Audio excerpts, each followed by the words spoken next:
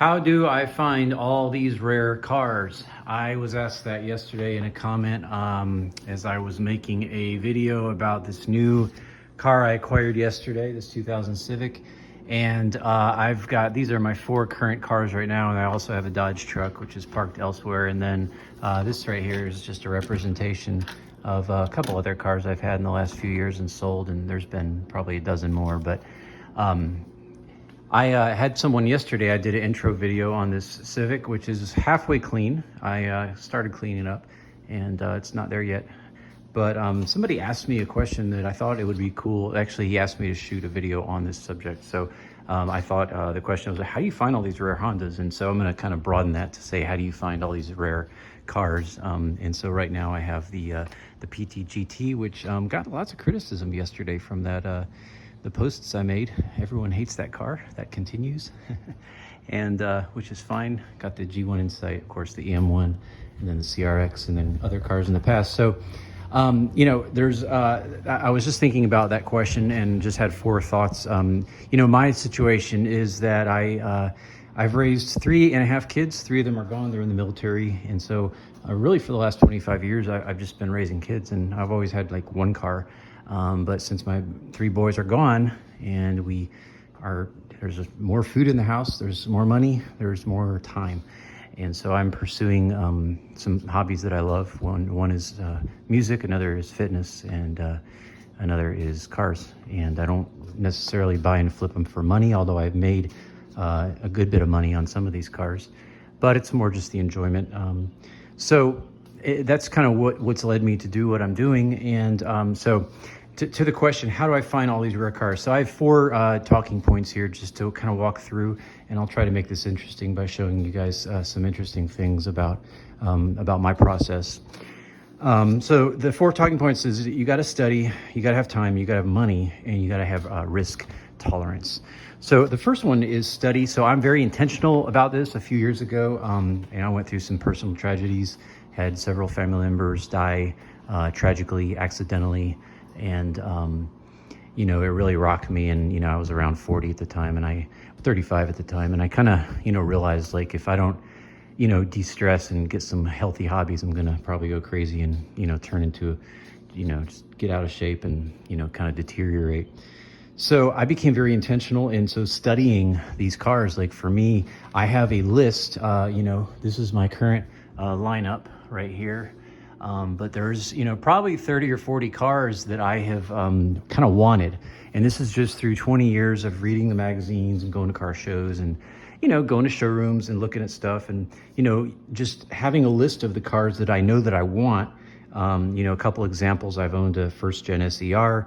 I really tried hard to buy a Generation 8 Civic Si. I drove 3 of them, really nice ones. Had a smoking deal on a really nice white one that was almost in perfect shape, but I just it wasn't interesting to me. But so I could cross that off the list. Drove an RX-8, that's still kind of on the list, although a little not as the most safe car to get. A Geo Tracker, the Corolla XRS, which I recently sold, the Prelude, which I sold a couple of years back, the Fiesta ST, which I also sold and had for 7 years. And then the CRX, the EM1, had a Subaru XT, had a TSX, the Honda Insights, the PT GT. All these cars just, and there's a whole bunch of others. Although to be honest, I'm going through them and kind of, I find one, I get it. I find another one, I drive it, I don't like it, I cross it off the list. But the point is just a lot of intentional study on the cars, you know, finding out what you want, researching the market. I'll show you here on my laptop. Couple sites that I spend a lot of time on. So you can see here on Auto Trader, I've got these alerts set up for 99 to 2000 Civic Si. There's the Geos and the Chevy, the Trackers, and the Samurais or Sidekicks.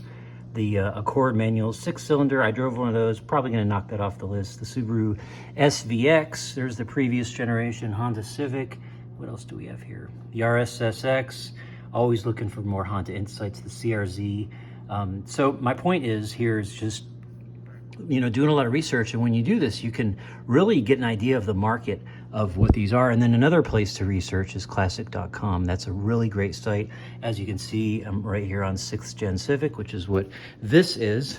And When you click on that, this is just awesome. It shows you all the auction prices of whether it did or didn't sell, shows you the sale history.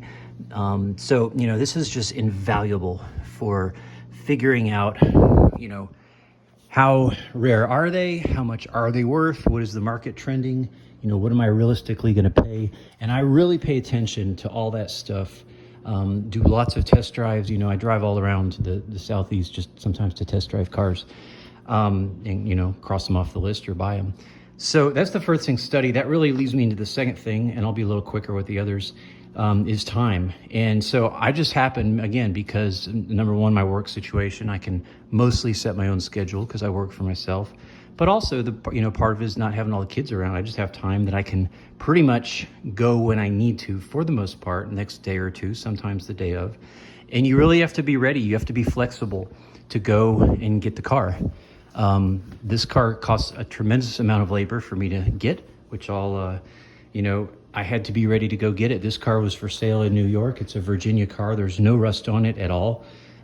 Basic rust and small bolts, but nothing bad at all. But the guy had bought it in New York. He only had it about a year, kept it in his garage, and then he was ready to sell it.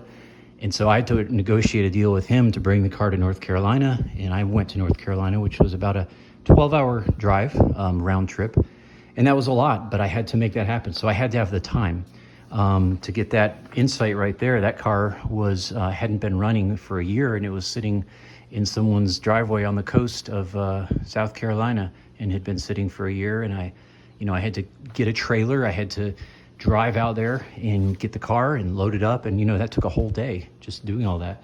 So, that's the other thing. First thing is study. You need to know like what you want, what the values are, et cetera, what you're willing to spend. The second thing is time. You got to be ready. You got to have the time to go and look at these cars. And, if you're working an 8-to-5 job, that's going to be a little harder because you're going to have to schedule everything, in the evenings or on the weekends. And so that's going to make it harder. So the third thing is money. And, you just have to be ready to spend. You just have to be ready to spend money and throw money away. Like if you buy one of these cars, like that was a gamble because it hadn't run in a long time, that Insight. So, I went out there knowing I'm going to, this is going to be a chunk of change and I'm going to spend it and I may never get that thing running because it hadn't run in a year. So, this car, I could have bought it and it could have died, a mile from the sale and, I'm screwed. There's no warranty. So you always have to you got to have money and you got to be willing to let that money go. And then you also got to be willing to pay like big money. Like this car is not cheap in this condition. It's just not. So you got to be willing to spend money, and everyone's trying to haggle these days with everything because everything's so darn expensive. So, I will say also, in these cars that you're looking at, everything with the exception of the CX-9, I bought all 5 of those cars. The combined, I was adding up the money earlier. All 5 of those cars together cost me $35,000. So it's really not a lot of money, considering that the price of a new, Honda Accord is probably about $35,000. Got 5 cars for the price of 1. But you got to be, you got to be willing to spend money for what you want. And that $35,000, I valued those 5 cars earlier today, and the market value of all 5 of those combined is about $59,000. So, in the end, if you're willing to spend money, if I sold all 5 of them right now, I'd pocket $24,000. So, you got to look at it that way too. Like I'm spending money, but these are investments. And, I got friends who say, why do you have all these cars? I'm like, well, do you invest? Like, do you have money in the bank? Yeah. Well, you're making 3 cents a month, probably, on interest, maybe a little more if you have a CD or whatever. But, all of these are investments. They're just investments on tires that I can sell at any time and make some good money. So it's kind of like, do you want your money in the bank, being used by the bank to do what they want to do with it? Or do you want your money sitting in your garage and you can get in your money and drive your money at any point? So you kind of got to look at it as an investment. Some cars are investments, others are not. Like this car, I'm pretty sure right now I could make $2,000 on it if I sold it right now. That car, I could make about $4,000 versus what I've put in it. The PT GT, it's a break-even type car. It's doesn't have the kind of demand that this does, or the CRX. And so, you know, that's a break-even car. That's just a fun car. The CRX, I could sell that right now and probably make $10,000 or $15,000. So, you know, you got to look at the cars as investments also. So, and then the fourth thing is risk tolerance. And this is kind of the big one. So the first one was study. The second is time. The third is money. And then the fourth is risk tolerance. And you just have to be ready for disappointment. Like I've driven thousands of miles and wasted my time and my gas and my money looking at cars. I've had cars that were described one way. They sent me pictures. I found out later those pictures were from like 10 years ago, and the car didn't run right, looked horrible. I've had two different cars, a Del Sol that I drove 4.5 hours to look at. They sent me extensive pictures, promised on their mother's grave that they were accurate.